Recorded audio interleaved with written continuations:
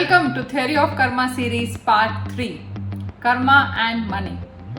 Money, one of my most favorite topics to talk about. I mean, all-time favorite I can say.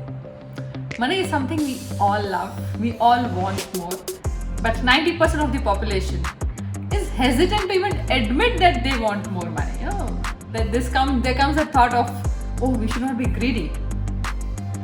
The first thing is, if you want more money, admit it to yourself. Okay, coming back to money. Money, like any other good thing in our life, or rather anything in our life, is governed by law of karma. One of the very interesting stories that changed my perspective about money, I'm going to share in this video. Usually what we come across, we see, like if you see in your life, people who have lots of money, most of the time, I'm not generalizing, most of the time we see that, you know, these people are having maybe overnight money, or they have inherited, or they might not be doing some good practices. Again, I'm not generalizing. Because we have not reached that level, we sometimes tend to see that. And what kind of beliefs we have made about money? Money is hard to earn. It's very tough to make money. You have to have some strong connections, some networks, and you might not be able to earn money ethically always. One of the very common thing is that money does not common belief is money does not bring happiness along with it.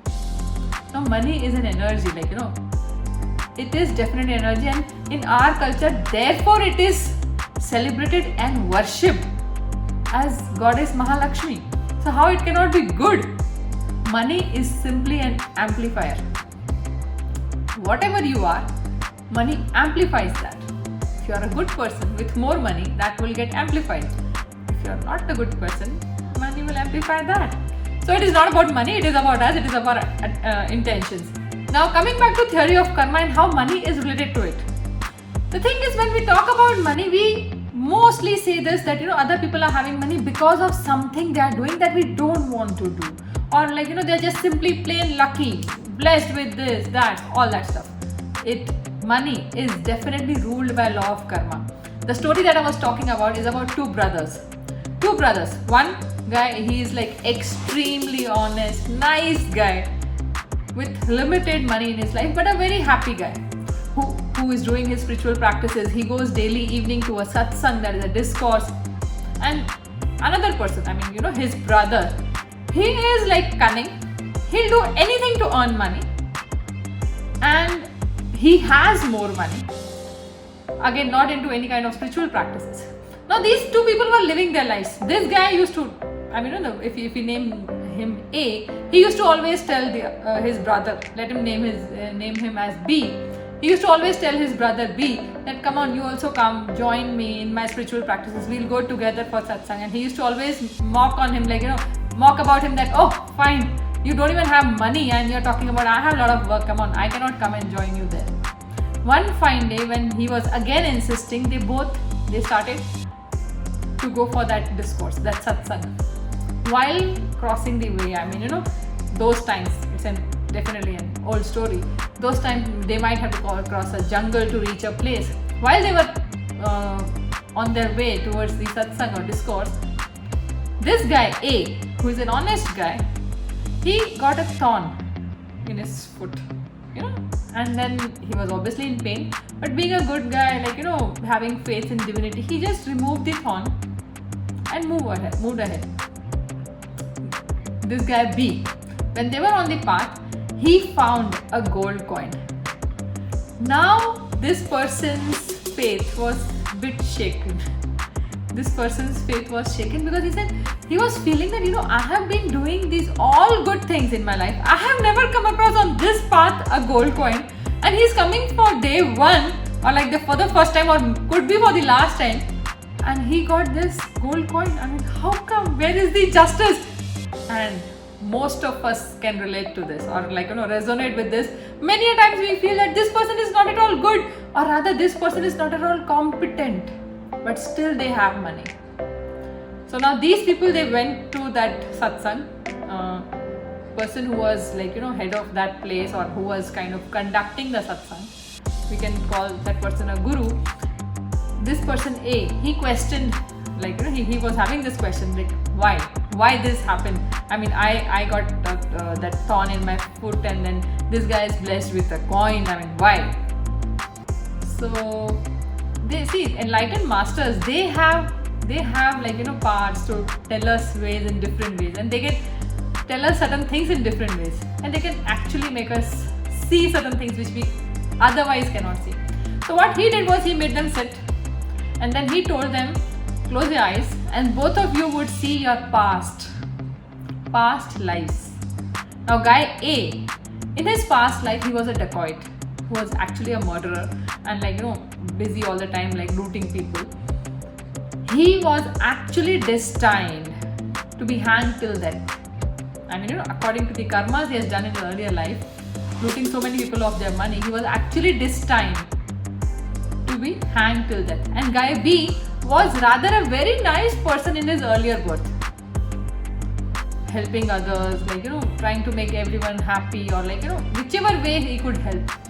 And he was destined to get a pot of gold coin in today's journey, which they had just covered. But because of their karmas in this birth, so he was, like, you know, neutralizing his bad karma with being good in this life, doing charity, helping others and all. And this guy turned opposite. He was, like, you know, cunning, making money in any which way. They ended up getting what they got today. So law of karma about money is, whatever one is getting in their lives, that is what is their karmic entitlement today. I'll repeat my words. Whatever any person is getting, anything that they are getting in their life, they are receiving in their life, is their karmic entitlement for money today. That doesn't mean it is permanent. It can be enhanced, it might even go down in the drain, depending upon what you are doing today. Now what constitutes as karma when we talk about money? Obviously cheating others and, like, you know, cunning, bad practices about money, or, like, you know, you are very fond of goodies and freebies and discounts. That all reduces your cosmic wealth. Rather be a person where the cosmic energy flows, money is flowing to and through you. I mean, willingly give and graciously receive money. But what we fail to understand, I mean, these are the common things that we understand, that don't cheat people and do charity to make more money. This is, like, you know, outside of us that we understand. But what we sometimes fail to understand is what kind of emotions constitute as karma, which kinds of block us earning more money. Two important emotions are fear, doubt and worry. Rather three: fear, doubt and worry. Whenever you are scared about losing money, whenever you are, like, feeling, oh my god, I might not make money tomorrow, any kind of financial insecurities, that reduces your cosmic wealth. And when you are worrying about something, oh my god, how this will happen, oh my god, my business, oh my god, this person is taking away my money, any kind of worry is reducing your cosmic wealth, which will definitely reduce your karmic entitlement for money. And third thing is doubt. When you don't trust people, or when you all the time doubt, you are reducing your cosmic wealth and karmic entitlement. See, how much ever strategy you want to apply, you can. How much ever knowledge you have, you can. But if you don't have karmic entitlement for money, you won't make it. Whenever I do my money metric session, so many people come and ask me, then we make money, but we are not able to retain money. The reason is you don't have enough cosmic wealth, enough karmic entitlement. If you want to retain and experience money, the goods money can provide, and, like, you know, be a center for helping others, you have to enhance your cosmic wealth. So enhancing cosmic wealth or enhancing your karmic entitlement involves that: do as much charity as you can, have faith in something, I mean, in some divine power. Definitely divinity is above us. Your faith is a very big power, and at the same time you should be very careful about don'ts of money making. Don'ts of money making are: don't be scared. I mean, how much ever cliche it might sound, but still, if you're scared, you're losing it. You're losing your very precious cosmic wealth. Whatever is the scenario, today's time, definitely it is not, like, you know, very encouraging scenario that we are living in these times.